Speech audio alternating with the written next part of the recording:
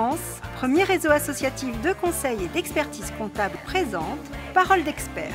Serre France, c'est bien plus que de la comptabilité, c'est du conseil.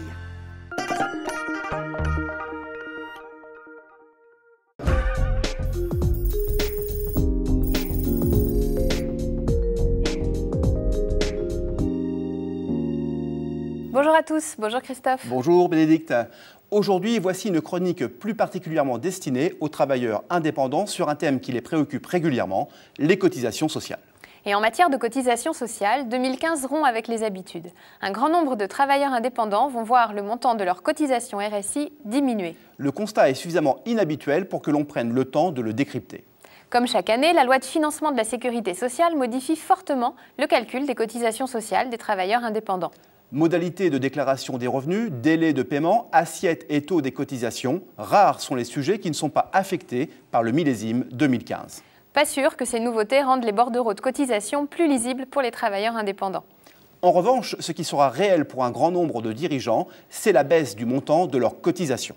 Cela peut paraître paradoxal, mais pour parler de la baisse des cotisations RSI, commençons par évoquer les hausses. Le taux de cotisation pour la retraite de base passe de 17,15% à 17,40%. Dans le même temps, le taux de 0,2% sur les revenus supérieurs à 38 040 €, c'est-à-dire le plafond de la sécurité sociale 2015, passe à 0,35%. Autre nouveauté concernant la retraite de base, l'augmentation de l'assiette minimum de calcul des cotisations. Jusqu'à présent, en cas de revenus déficitaires ou très faibles, les cotisations de retraite de base étaient calculées sur une assiette minimale correspondant à 1 971 €. Désormais, cette assiette passe à 2 929 €. Conséquence, la cotisation minimale passe de 340 à 510 €. En contrepartie, cette assiette minimale permettra de valider 2 trimestres de retraite contre un seul auparavant. À cela s'ajoute également la fusion des régimes de retraite complémentaires des artisans et des commerçants, qui va se traduire pour les artisans par un taux de cotisation ramené de 1,6 à 1,3%. Pour les commerçants, en revanche, cette fusion fera passer leur taux de cotisation de 1,1% à 1,3%.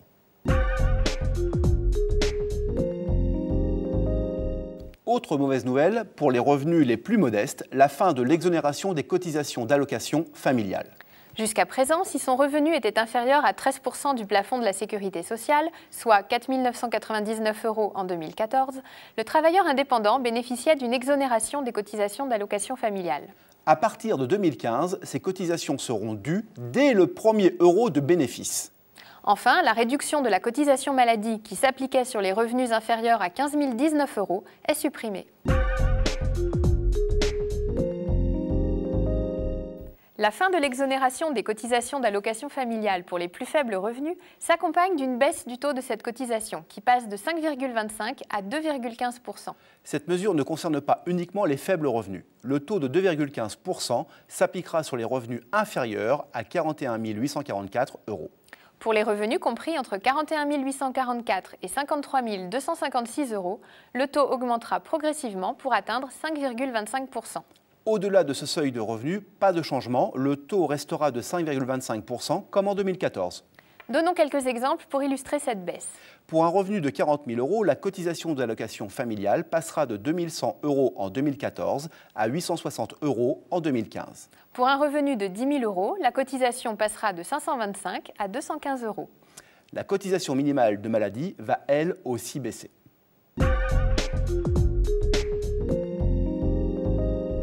Le second changement concerne l'assiette minimum appliquée aux cotisations maladie. Jusqu'à présent, tout artisan ou commerçant dont le revenu était inférieur à 15 019 € cotisait sur 15 019 €, soit une cotisation minimale de 976 € par an. Désormais, l'assiette minimale est ramenée à 3 804 €, soit 10% du plafond de la sécurité sociale, pour une cotisation minimale de 247 €.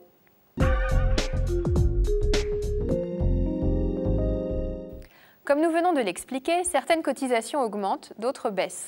Pour appréhender l'impact réel des mesures 2015, il est nécessaire de se donner une vision globale des cotisations à acquitter.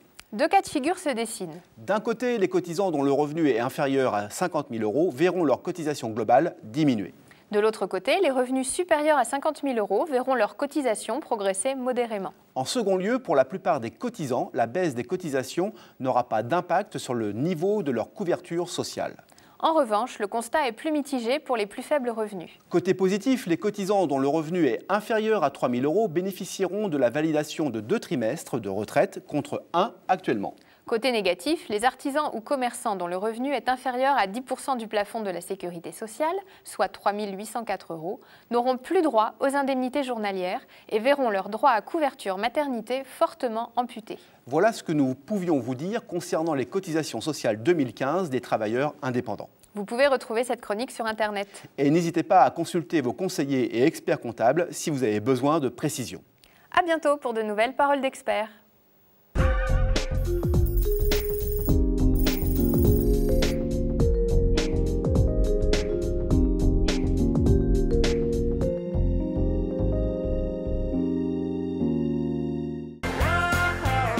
France, premier réseau associatif de conseil et d'expertise comptable, vous a présenté Parole d'expert. Serre France, c'est bien plus que de la comptabilité, c'est du conseil.